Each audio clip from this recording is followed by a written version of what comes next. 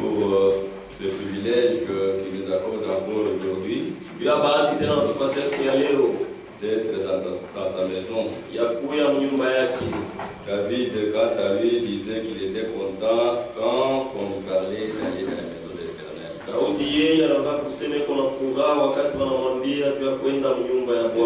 C'est le même langage que vous avez aussi ce soir. Vous avez la joie de vous retrouver dans la maison du Seigneur. Que Dieu vous bénisse. Tenez-nous debout. Prenons notre passage d'hier. Marc 10. Sommes au verset 17. Ok, nous allons évoluer avec ces deux questions ici. Comme Jésus se mettait en chemin, un homme accourut et se jetant à genoux devant lui. Bon maître, lui demanda-t-il, que dois-je faire pour hériter la vie éternelle? 28.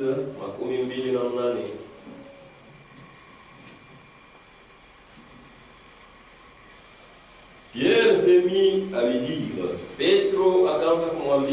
voici, nous avons tout quitté et nous t'avons suivi. Est-ce que nous allons trouver par après? Que Dieu ajoute ce bénédiction à la lecture de sa parole. Oui, j'ai confiance à la prière faite déjà ici.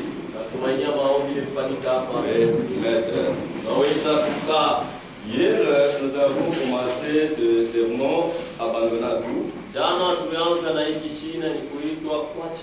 Et nous avions montré que cet homme appelé un jeune homme riche,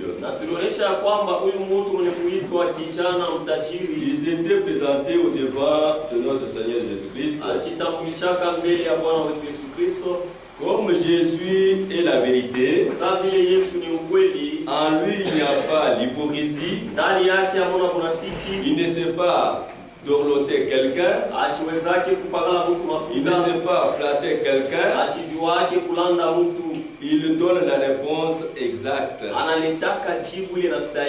Même ce soir, il est le même. Vous tous qui êtes venus ici, Dieu n'aura pas peur de personne pour lui dire ce qu'il faut. Dieu attaque tout ce qui est contraire. Parce qu'il est Dieu saint. Et tout celui qui s'approche à lui doit être aussi comme lui. C'est ainsi que hier nous avions dit, nous qui se donnent le nom de chrétien, nous devions avoir l'esprit qu'avait Jésus-Christ. C'est pourquoi nous avions dit ce que l'homme de Dieu a dit. Si vous avez l'esprit de Shakespeare, tu feras ce que Shakespeare faisait. Si tu as l'esprit de Beethoven, vous allez faire ce que Beethoven faisait aussi. Mais si vous avez l'esprit de Jésus-Christ, vous vivrez comme Jésus-Christ. Que Dieu nous bénisse. Ainsi, comme nous avons attaqué l'esprit de l'hypocrisie, c'est un esprit qui domine parmi les enfants de Dieu. C'est pourquoi frère Franck a posé la question. Y a-t-il un Judas parmi nous? Y a-t-il de vos frères parmi nous qui sont venus ici pour d'autres motifs? Que Dieu le bénisse. Chacun de nous connaît le rôle qu'avait joué Judas. Judas était un traître Yuda alikuwa wa kutoana, qui était à côté de notre Seigneur Jésus-Christ. alikuwa pembeni ya Bwana wetu Yesu Kristo. Jésus l'aimait. Yesu Kristo alimpenda. Jésus lui avait même responsabilisé. Yesu alimpatia kata Mais il majukumu. n'était pas content avec Jésus-Christ. Lakini ashikuwa yake na furaha na Yesu Kristo. Et Dieu le bénisse. Combien sont comme Judas ici? Bangapi beko saa Yuda hapa? Ils peuvent se camoufler. Banaweza kufichama, Mais à la longue, la journée, lakini wakati vile mchana kunaenda on va les découvrir. utabafumbula. Que Dieu le bénisse. Pourquoi parmi nous aujourd'hui, Juu ya nini katikati yetu les hommes du message, watu wa mujumbe? pourquoi autant de tabernacles? Juu ya nini matabernakulo ya mingi? Ce sont des hypocrites Ni banafiki à côté, pembeni mais qui cherchent maintenant à diviser les églises. na beko natafuta ukabula makanisa, Parce que kwa sababu en eux, il y avait un esprit de la haine. ndani yao mlikuwa roho ya chuki. Que Dieu nous bénisse. On fait semblant de montrer qu'on s'aime, Beko naonesha saa sema tunapendana, mais lakini on fait des choses en catimini. beko nafanya vitu mkuficho. Il est là seulement pour propager, Eko pale tu juu ya kuzambarisha, pour avoir des éléments juu ya kupata mamambo et détruire. na kuharibu. C'est ce que Judas avait fait. Ndio kile Yuda alifanya. Que Dieu nous bénisse. Il est allé accuser, pour vendre son Seigneur Kuzisha bwana wake auprès de païens. kubapagano. Que Dieu nous bénisse. Combien ici vendent les frères auprès de païens? Bangapi hapa katikati yetu wanaoshaka bantu kwao kubapagano? Combien parlent à mal? Bangapi wanasemaka vibaya? Non, nous devons nous dire la vérité. Hapana, tunapaswa kuambiana La wazi. parole de Dieu Neno ya Mungu est venue pour nous mettre à nu. ilikuya juu ya kutuweka peupe. Pas question Hapana de mambo dorloter ya personne. kubembelesha mtu. C'est pourquoi tout celui qui est appelé comme serviteur de Dieu Ndio kwa maana yeyote mwenye kuitwa kama mtumishi wa ne Mungu doit pas aménager la parole de Dieu. asipashe kubembelesha neno. Que Dieu nous bénisse. Parce que la parole de Dieu, Kwa sababu neno ya c'est Mungu la vie. ni La uzima. parole de Dieu, Neno ya Mungu c'est ça l'eau ndio maji pour laver la saleté. juu ya kusafisha uchafu. Que Dieu nous bénisse. Mais si tu persistes, Lakini kama unakangala ta place, fashi c'est yako là où se trouve Judas. ni kule Yuda eko. Que Dieu nous bénisse. Nous ne sommes pas venus ici Atukuye hapa pour se familiariser. juu tuiwane tu Non. hapa. Hier, nous avions dit que chacun de nous se mette à la place de cet homme jeune et riche. Jana tulisema kila mmoja wetu ajiweke pafasha ule kijana mtajiri. Que Dieu nous bénisse. Vous êtes venus ce soir Ulikuya hii magharibi pour poser la question à Jésus-Christ. juu ya kumuuliza Yesu ulizo Que dois-je faire napasha kufanya nini pour hériter les royaumes des cieux, ili niriti uzima wa pour avoir la vie juu éternelle? ya kupata uzima wa milele. Comme nous avons dit hier, Sasa vile tuliona jana, il y a eu des foules de gens qui étaient venus kulikuwa watu bamingi balikuya poser aussi cette question. uliza ile ulizo moya moya, Et est-ce que nous allons faire aussi? na shie tutafanya nini? Les soldats étaient venus, Baskari balikuya, les républicains étaient venus. batu zakondi Les balikuya, réponses étaient exactes. majibu ilikuwa ile stahili. Quand Dieu répond, Kama Mungu anajibu, il répond selon ce que toi tu es en train de faire. anajibuaka kufatana na kile wewe unafanya. Il savait que parmi ces gens ici, Alijua akasema katikati ya batu il y a des gens qui ne partagent pas. huko batu bakabulaki Que Dieu nous bénisse. Amen. Ils sont là, eko hapo des hommes avares, batu tu bachoyo cupides, bakupenda fedha, que tout soit pour moi. yote ilikuwa paka vyangu. Non, Hapa un enfant de Dieu, mtoto wa Mungu il doit partager. anapasha kukabula. Que Dieu nous bénisse. Amen. Parce que la parole de Dieu dit, Kwa sababu neno la main qui donne, ukonele kuna kabula elle est bénie. inabarikiwaka. C'est comme ça. Amen. Non, elle est maudite. No, hapana, ni ya kulainiwa. C'est comme ça. Jo vile Voilà que l'esprit des gens, unaona ya kwamba roho ya watu ça ne peut pas se cacher au devant de Dieu. haiwezi kufichama mbele ya Mungu. Il y avait des frères, des sœurs parfois nus. Kulikuwa haka banduku na badada saa zingine walikuwa Comment qu'il y avait d'autres avec autant. japo kulikuwa na vingine walikuwa navyo vya mingi, Et Dieu leur avait demandé, vous qui en avez autant, na Mungu akamwambia mwe bali mko donnez na aussi aux autres. mpatie kwa Vous, bengine, vous mangez, mwe mko na kulia, vous avez quoi manger, mko na chakula, mais ton frère pleure. lakini ndugu yako yuko na Ta ria, sœur pleure. dada yako yuko na ria D'ailleurs, mbele. Mon frère, ma soeur, si tu demandes à ta soeur un méga de farine, et elle va te dire que tu dois me retourner, elle n'a pas encore compris. Que Dieu le bénisse. Parmi nous, nous devons manifester l'amour parmi nous. Que Dieu nous bénisse. Mais ce n'est pas ce que nous voyons. Les gens sont là seulement pour s'entretuer, se diviser. Ce que Dieu condamne. Si tu veux aller au ciel, si tu veux avoir la vie éternelle, saisis cette occasion de considérer la parole de Dieu. Nous sommes ici. Que Dieu nous bénisse. C'est pourquoi on ne doit pas aménager la parole de Dieu. Nous allons apporter la parole de Dieu de la manière que Dieu l'a envoyée. Que Dieu nous bénisse.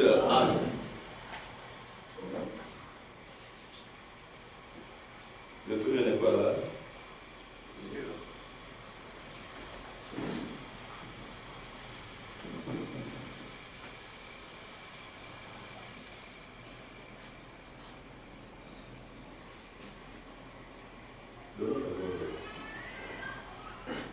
Respect, ordre et ministère dans l'Église. Et ministère dans l'Église. Prêché à Krefeld le 11 mai 1978. 11 mai 1978. Page 14. Il n'y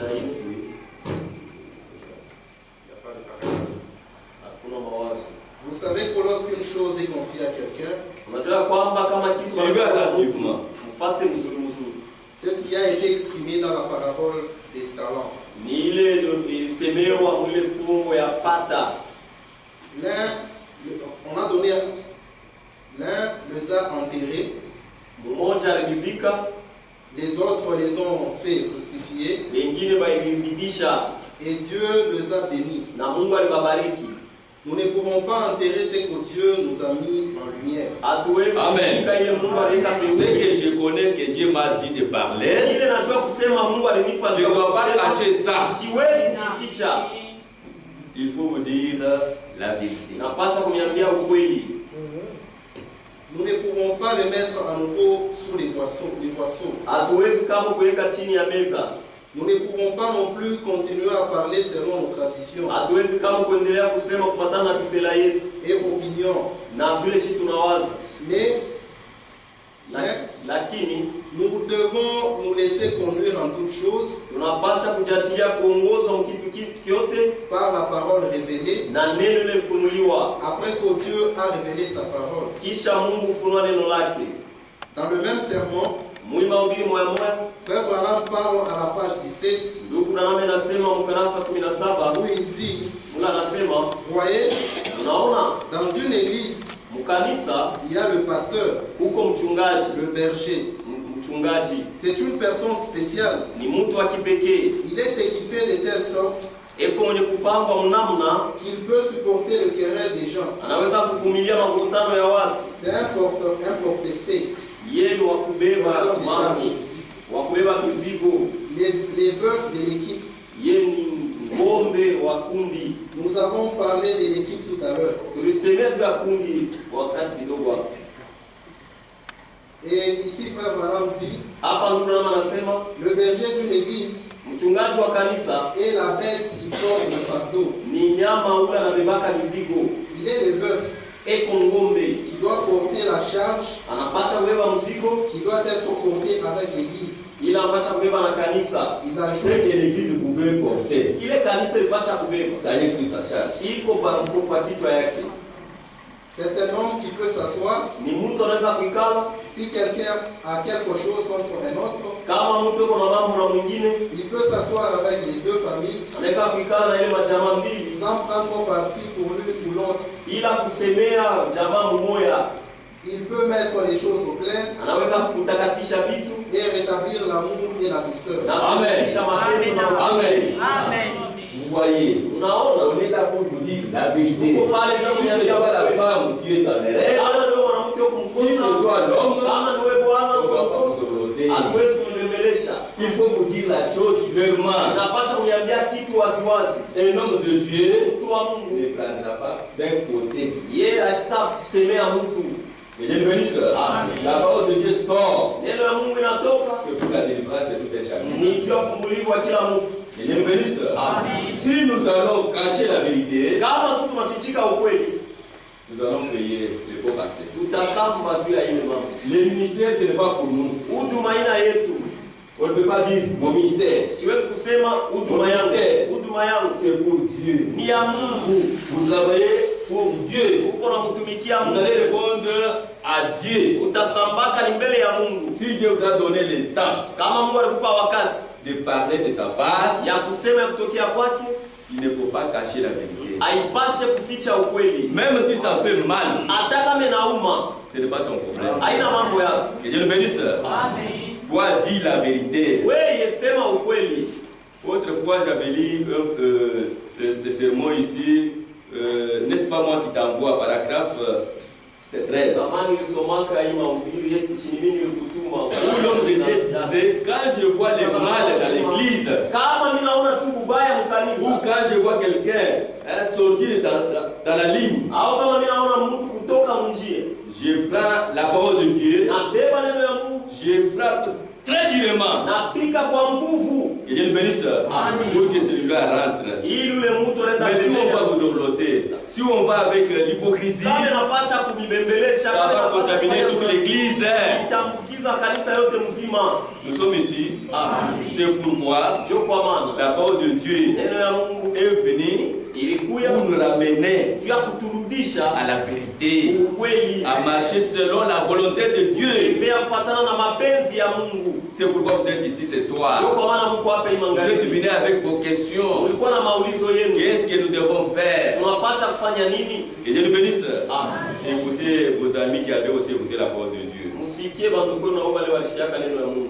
C'est toujours qu'est-ce que. Prenons le passage que vous connaissez toujours. Acte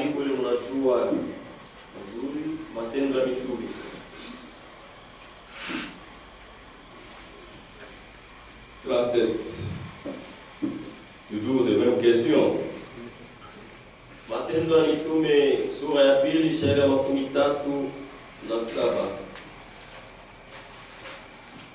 Après avoir entendu ces discours, kisha kusikia hiyo hotuba, ils eurent les cœurs vivement touchés. Wakaguswa sana mioyo yao. Et ils dirent à Pierre et aux autres apôtres, na wakaambia Petro na walitume wengine, oh mon frère, watu wa ndugu, que ferons-nous? Tutafanya nini? Que Dieu le bénisse. Que ferons-nous? Tutafanya nini?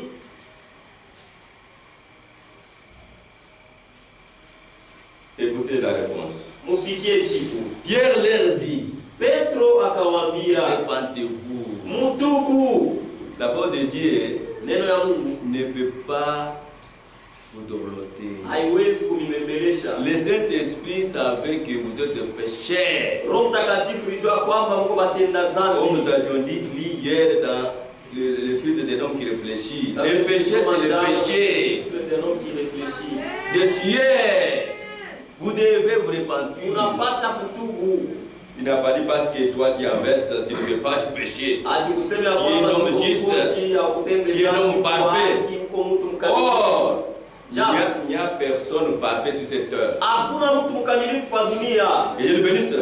Si ce n'est que le Seigneur Jésus-Christ lui-même. C'est pourquoi, au devant de notre Dieu, tous nous sommes des pécheurs. Pierre pouvait leur dire, répentez-vous. Vous êtes des méchants. Combien sont méchants? Quand tu es hypocrite, tu es méchant. Et Dieu le bénisse. Dans votre hypocrisie, qu'est-ce que tu es en train de faire? Qu'est-ce que tu es en train de répandre? Et Dieu le bénisse. Frère Franck a dit, il y a d'autres qui sont venus seulement pour prendre ce qu'on prêche et aller Donc Franck alisema huko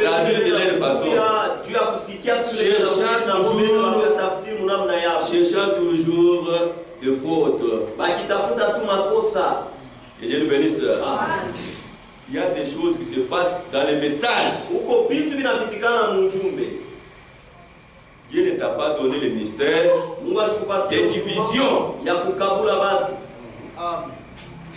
Dieu t'a donné le ministère pour prêcher sa parole.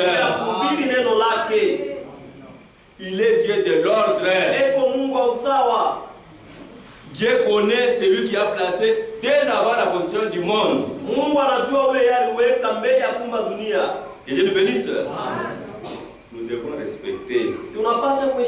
Parce que la nature doit nous enseigner. Le soleil depuis que Dieu avait dit que ça doit sortir comme ça et aller comme ça, ça n'a jamais changé. Mais nous, quitte moi je dois me mettre. Nous venons de lire ici, on dit, les bergers, c'est qui? Portefeuille, toi, tu ne connais pas la charge. Comment est-ce qu'on supporte? Garde ta place. Garde ta place. Garde ta place. Si jusque-là Dieu ne t'a pas encore élevé, ne faites pas l'erreur. Sinon tu vas répondre. Moi je ne sais pas comment est-ce que je parle ça. Dieu seul connaît.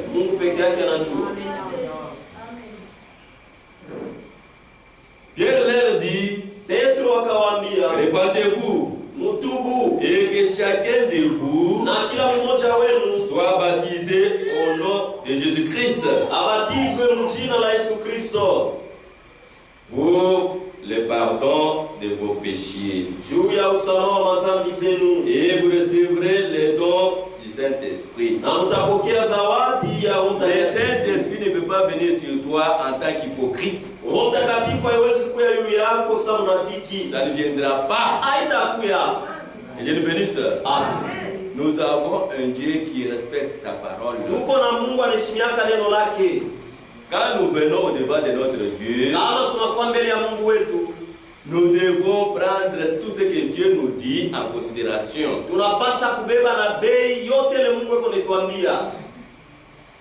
Le message, ce n'est pas des histoires.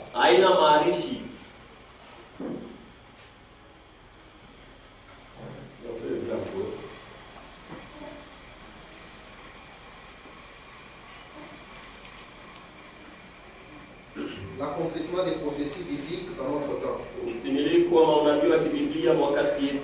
Sermon mensuel des Zurich. Dimanche 30 juillet 2023. Page 7. Cela doit être dit de la même manière qu'avant la première venue de Christ. Jean-Baptiste ne dorlotait pas les gens. Vous croyez ça? Il ne dorlotait pas. Qui s'habillait comme Jean-Baptiste? L'homme de la brousse. Mais il parlait aux gens qui s'habillaient bien. Chez lui, il n'y avait pas de complexe de vérité. Un homme de Dieu ne doit pas avoir ce complexe-là. Même si tu es gouverneur ici, la parole de Dieu doit sortir de la manière qu'il l'a envoyé. C'est à toi de s'humilier à la parole de Dieu. Même si tu es la femme de qui, la parole de Dieu est au-dessus. Amen. Un message divin a été apporté. Et Jean-Baptiste était un prophète promis pour frayer un chemin au Seigneur et préparer un peuple qui les recevrait.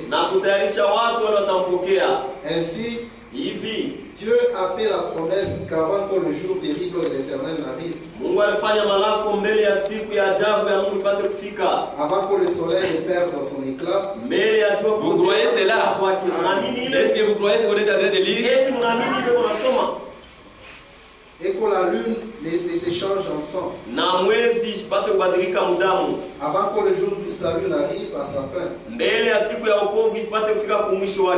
Dieu voulait envoyer un prophète comme Élie, qui ramènerait les cœurs des enfants de Dieu vers les pères apostoliques, afin qu'ils sortent de tout ce qui de tout. Amen. Amen. Abandonner tout. Sortir de tout. Et le bénisse. C'est pourquoi ce message est venu. Quand l'homme de Dieu priait ici, il a dit que ici où nous sommes, c'est pour voir ce que Dieu nous parle. Et le bénisse. Tu n'es pas venu ici pour être, je ne sais pas, un agent de la mer. Mais vous êtes venu ici avec vos questions. Que chacun de nous dise que dois-je faire. Et Dieu bénisse. Notre Dieu reste le même. Quand il a envoyé sa parole, comme nous avions dit, l'esprit d'Élie, c'est un esprit que Dieu aime beaucoup. Pourquoi? Ce n'est pas un esprit d'hypocrisie. C'est un esprit qui condamne le péché en face. Nous ne sommes pas venus ici pour former une équipe. De nos tribus. Non. On nous a dit, ce message est venu pour nous faire sortir dans tout ça. Mais pourquoi on est là pour parler des autres foyers, en format de groupes, des clans? Dieu vous voit. Et il bénisse. Et Dieu vous bénisse. Maintenant, prenons cet homme riche. Nous avons parlé de Jésus-Christ. Tu viens chez Jésus. Jésus ne peut pas te dorloter. Jésus, quand il croit auprès de toi, au contraire, c'est nous qui profitons de Jésus. C'est pourquoi il doit te dire clairement, sans te dorloter, sans te flatter. Mais voyez cet homme riche. Quand nous lisons la manière que cet homme même était, prenons là-bas, notre texte là, vous verrez.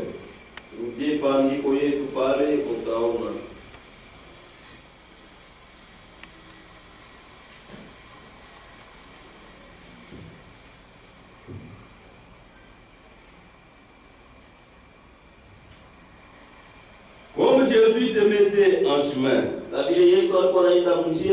un homme accourut et se jeta à genoux devant lui. Voilà l'attitude de cet homme. Il ne partait pas en marchant. Que Dieu le bénisse. Il était pressé. Mais nous, aujourd'hui, quand nous venons à l'église, nous avons que la Bible. Parfois, vous venez en chemin, vous arrivez quelque part, vous venez d'abord pour commencer à causer. Or, vous allez au devant de votre Dieu. Cet homme doit nous nous enseigner. Huyu mtu anapasha kutufundisha de la manière qu'il partait parce qu'il avait une situation. Namna vile aliendaka tu alikuwa na mambo. Au début de ce message, Kumwanzo wa hii ujumbe, on connaissait les frères et les sœurs. Tulianza kujua bandugu na badala. Leur manière d'aller à l'église. Namna yao ya kwenda kukanisa. Ils étaient tellement pressés. Walikuwa haraka sana. Que Dieu nous bénisse. Si quelqu'un lui demandait de causer même quelques minutes. Kama mtu tu anaanza kumwambia non, excusez-moi, au retour. Unirehemu mkurudie. Que Dieu nous bénisse. Mais aujourd'hui, c'est comme si on va au marché. Même au marché, on voit les gens se vite. Cet homme était un homme riche. La Bible ne peut pas nous tromper. Il était un homme riche. Il s'était bien habillé. Comme des riches. Que Dieu nous bénisse. Arrivé devant le Seigneur. Quelle position? Il s'est humilié. Il a reconnu qu'il me dépasse. Quelqu'un qui n'avait même pas d'habit, pas de souliers. Il s'est agenouillé. Quand il a ouvert sa bouche, il a dit quoi? Bon maître. Que Dieu nous bénisse. Croyez-vous que notre Seigneur Jésus-Christ est un bon maître? Même ce soir, vous voyez cela? Il est un bon maître. Il n'est pas un mauvais maître. Un bon maître. Parfois, nous avons des enseignants ici. Un bon maître doit connaître tous ses élèves. Que Dieu nous bénisse. Il connaît tous ses élèves. Il doit tout faire pour connaître les caractères de chaque enfant. Un jour, quand il va débarquer, il ne voit pas un de ses élèves. Il doit tout faire pour savoir pourquoi cet enfant n'est pas venu. Parce qu'il est un bon maître. Et Dieu nous bénisse. Parfois il peut aller même chez eux. Pourquoi tu n'es pas venu à l'école? Tu es qu'est-ce qu'il a eu? Que Dieu vous bénisse. Que Dieu vous bénisse. Il est le même. Même toi qui s'est absenté, Jésus se pose la question. Pourquoi tu n'es pas venu? Que Dieu nous bénisse. Pourquoi il n'est pas venu? Si un élève est venu à la classe, il a pris une position qui montre la tristesse. Il n'a pas la joie. Vous verrez les bons maîtres dire, qu'est-ce que va pas? Si l'enfant est malade, je suis malade. Est-ce que je mens? Je mens. C'est comme ça que les bons maîtres. Si les hommes qui sont appelés maîtres font cela,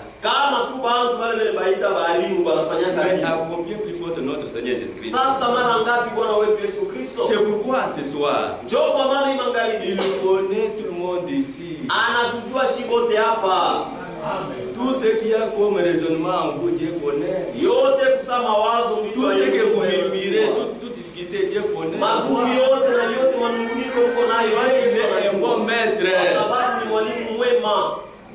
Maintenant, quand nous venons devant de notre Dieu, voilà la manière que nous venons. Parfois nous venons avec l'obéissance. Parfois nous venons avec la désobéissance.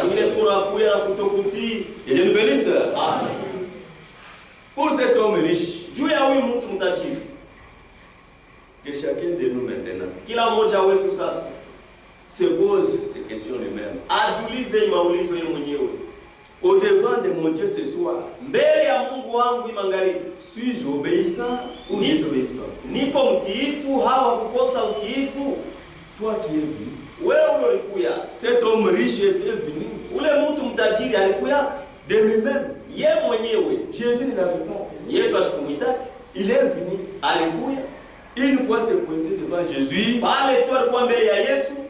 il a manifesté d'abord la politesse. Il a utilisé un bon langage. Il a présenté une bonne attitude. C'est comme ça avec des hypocrites. Il peut vous parler bien comme ça. Parfois tu peux dire non, c'est un bon frère. Mais hypocrite. Une femme hypocrite. Et Dieu nous bénisse. C'est grave. Frère, nous allons parler d'une sœur qui avait autrefois, d'après ce qu'elle écoutait ailleurs, dans leur dénomination,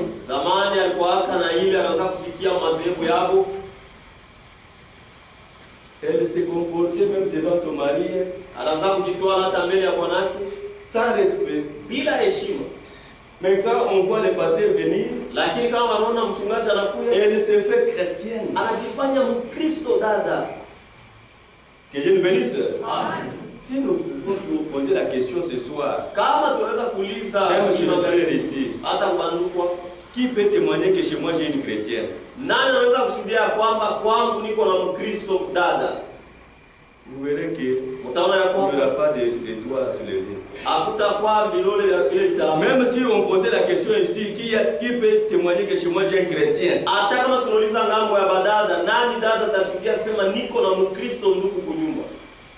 Ça sera difficile. Toujours l'hypocrisie. Quand on voit l'homme de Dieu, on se fait chrétien. Mais nous avons le véritable homme de Dieu. Les seuls qu'on ne peut pas tromper, c'est le Seigneur Jésus-Christ. Alors il dit ceci: le jour que cette femme avait croisé le Seigneur, elle était devenue tout autre. Que Dieu nous bénisse. Jusqu'à tel point que son mari avait témoigné devant ses amis. Il pouvait dire: moi j'ai une chrétienne chez moi. Ses camarades pouvaient rire. Avoir une chrétienne à cet âge, tu blagues. Non, je vous dis vrai. Nous-mêmes nous allons vivre ça. Et ils se sont préparés. Ils ont manifesté comme s'ils étaient ivres. Ils sont arrivés à la maison. On a trouvé la sœur. La sœur les a accueillis. La sœur a présenté à manger. Entré dans la maison, ces hommes-là ont saboté la nourriture. Ça, c'est quelque chose de nourriture que nous pouvons nous mettre ici pour manger. D'ailleurs, c'est mal préparé. La femme ne connaît pas préparé. On a donné un coup de pied, tout par terre. La sœur qui était dehors, en suivant des assiettes, elle est entrée. Elle n'a pas menacé son mari. Voilà ce que tes amis ont fait. Pourquoi ça dans ma maison? Non. Qu'est-ce qu'il y a eu? L'homme explique. On dit que cette nourriture c'est mal préparée. C'est mal préparé. Demande-leur de patienter. Je vais encore les emmener dans la cuisine pour les hommes ont dit non. On ne peut pas patienter. Nous avons aussi chez nous. Ils sont sortis. Arrivé quelque part, ils ont commencé à témoigner. Mon frère, ce qui vient de se passer, si c'était chez moi, on n'allait pas sortir dans cette maison-là. On allait sortir avec des injures, parfois avec des lots qui nous suivaient, des chaises. Que Dieu nous bénisse.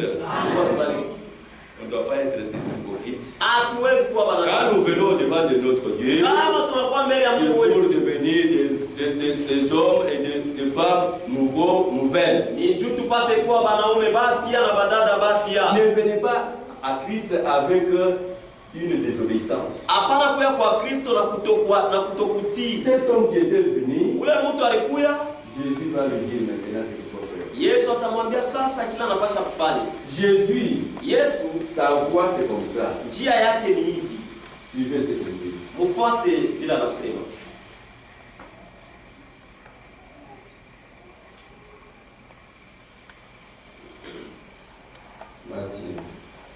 Mathayo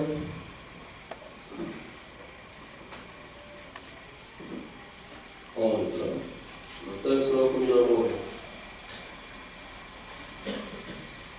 Nous sommes ici. Tuko hapa.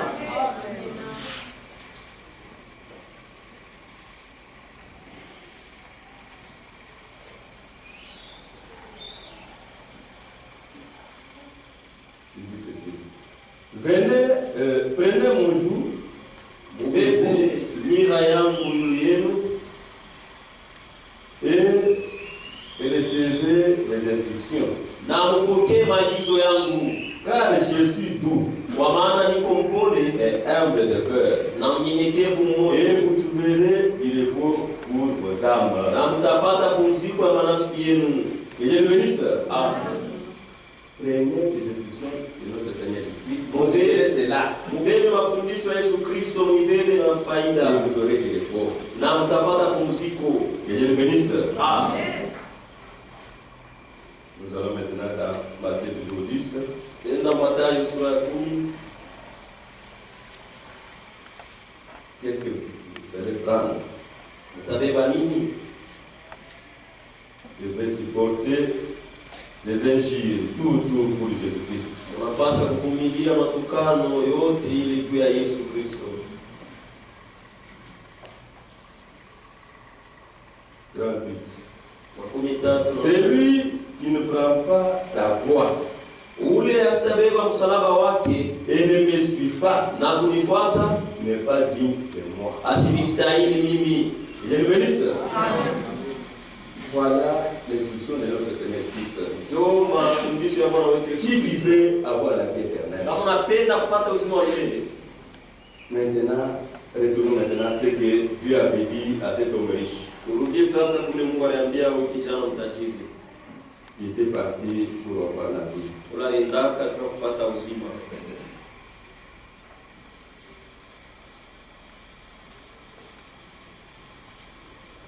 Marc 10.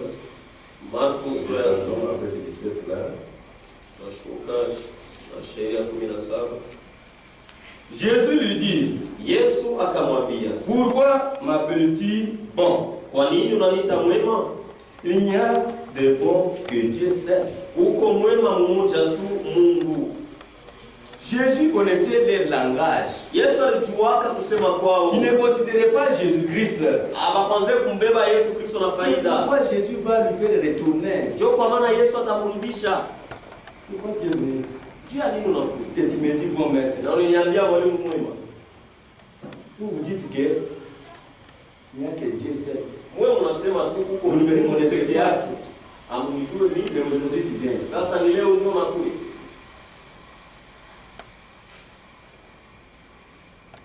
Tu connais les commandements. Unajua maamri. Tu ne commettras point d'adultère.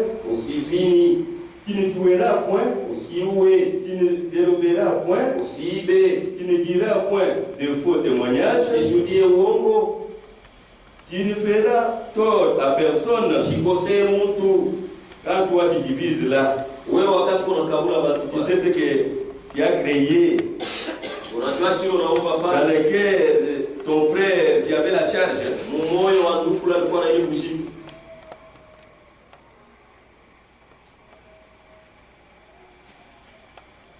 Honore ton père et ta mère. Heshimu baba yako na mama yako. Il lui répondit, Akamjibu, Maître, mwalimu, j'ai observé toutes ces choses de ma jeunesse. nilitazamia hivi vitu vyote tangu kujana wangu.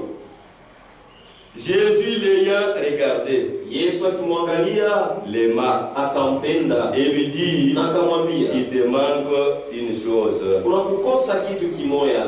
Va. Wende. Vends tout ce que tu as. Usisha yote lokunayo. Donne-les aux pauvres. Ipatie mamaskini. Et tu auras un trésor dans le ciel. Na utapata hazina mbinguni. Puis, kisha viens, kuja et suis-moi. Na unifuate. Jésus, Yesu connaissait cet homme bien. Alimjuaka mzuri ule mtu. Il connaissait qu'il était un homme riche. Alijuaka sema ni mtu mtajiri. Lui, quand il était venu, yeye wakati alikuya, pensait que Jésus allait lui demander son argent. Aliwaziaka sema Yesu atamuomba fedha yake. Pour avoir la vie éternelle. Juu ya kupata uzima wa milele. La vie éternelle ne s'achète pas à l'argent. Uzima wa milele habayuzake na fedha. Que Dieu nous bénisse. Nous devons être obéissants à la parole de Dieu. Tunapasha kuwa batifu kuneno ya Mungu. Si tu es ici, kama kwa tu dis que non, unasema hapa, même si je fais quoi parce que j'ai de l'argent, hata kama nafanya kitu kali, la parole de Dieu va t'écrouler. Neno ya Mungu itakuangusha. Que Dieu nous bénisse. On va brandir la parole de Dieu. Atakuwekea neno ya Mungu. On dit non frère, nasema ndugu, avec ton argent, na fedha yako, va avec. Wende nayo. Ici nous avons la parole de Dieu. Hapa tuko na la parole de Dieu plus que ton argent. Neno ya Mungu inapita fedha yako. Amen. Que Dieu nous bénisse. Amen. Et lui pensait que Jésus allait lui demander de l'argent. Na yeye waziaka sema Yesu atamwomba fedha yake. Jésus le retourne. Yesu anamrudisha Pour dire, tu vas faire les commandements. Unajua maamri. Va faire les commandements. Wewe ukatimize maamri. Vous avez des citations. Muko na misemo. Vous êtes assis sur la chaise de Moïse. Ushakusha kuikala pakiti ya Musa. Pensez que vous aurez la vie. Wazia kusema utapata uzima. Pas faire d'œuvres. Hapana kufanya Pas matendo. mettre ça en pratique. Hapana kuitumikia. Seulement en bouche. Ni mkinwa tu. C'est ce que lui retenait. Njoo ile yale kwa kasha kubamba. Il pouvait tout réciter. Aliwezaka kusema yote bila mkichwa. C'est ça, je connais tout. J'observe. Kujua vyote ile anasema militazamia vile vitu vyote. Témoin de Jéhovah. Mshuhuda wa Yehova. Un pharisien. Avec les versets avec toi. Des passages bibliques. Mais quelle est ta vie? Sasa maisha yako ikoje? Que Dieu le bénisse. Cet homme, yule mtu s'attendait que Jésus puisse demander de l'argent. Anaanza kujongojea Yesu amwombe fedha. Frère Branham a dit, il était chic. Alikuwa acha kuvala mzuri. Jésus l'avait aimé. Yesu alimpenda. Mais il lui dit, lakini tu as dit vrai. Unasema kweli. Comme ce que tu viens de dire que ça j'ai observé dès mon enfance. Hivi tunatokea kusema ya kwamba hivi vitu nimevitazamia tangu utoto wangu. C'est une vérité. Ni ukweli. Mais lakini maintenant, sasa je change. Nabadilisha. Parce que dans les 10 commandements, amri 10 ya Mungu, il est dit tu dois aimer ton Dieu. Imesema unapaswa kupenda Mungu wako. Et tu dois aimer ton prochain comme tu t'aimes.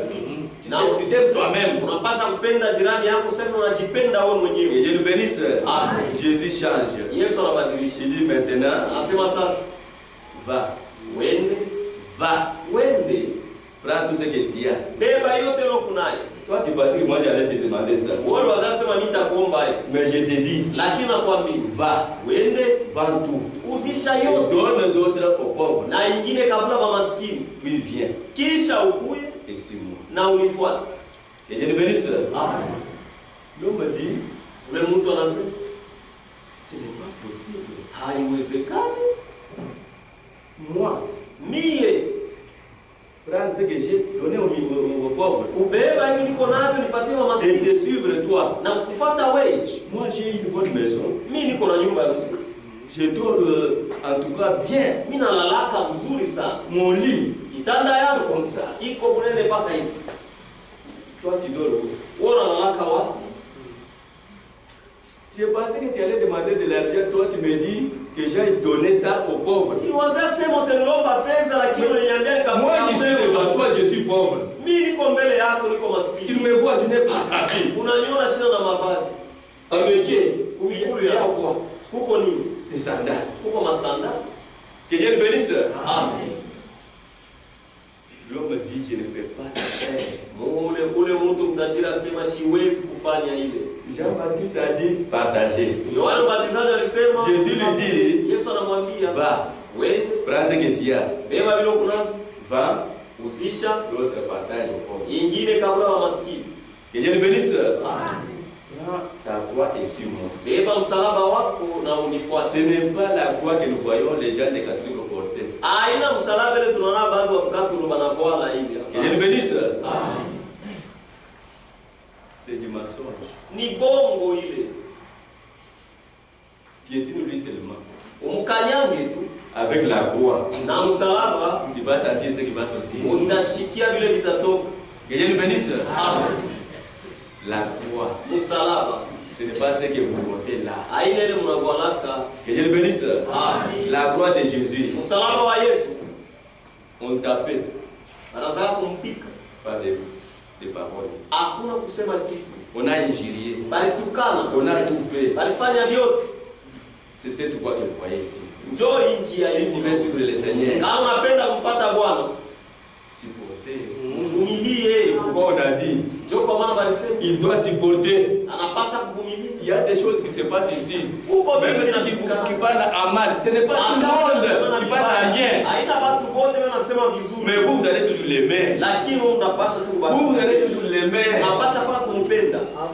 Et Dieu le bénisse. Notre Seigneur Jésus-Christ, il veut nous voir, nous tous, porter sa croix. C'est ça la vie que vous cherchez. La vie que chacun de nous veut chercher ce soir. Il te dit abandonne tout. Abandonne même tes amis là. Suis-moi. Mais toi tu es toujours attaché à ton ami là. Qui fait n'importe quoi. Non. Pour Jésus-Christ, il y a la séparation. Il est le ministre. Par Jésus, nous allons nous séparer. Parce que l'homme peut te donner. Mais il ne te donnera pas la vie éternelle. La vie éternelle, c'est Jésus-Christ. Mais cet homme, il a dit, je ne peux pas te suivre. C'est pourquoi que nous avons dit, je ne sais pas si Dieu peut avoir confiance en moi. Si je peux abandonner.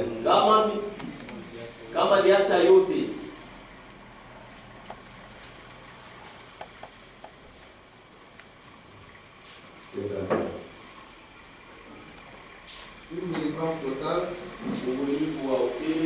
Page 12, paragraphe 51.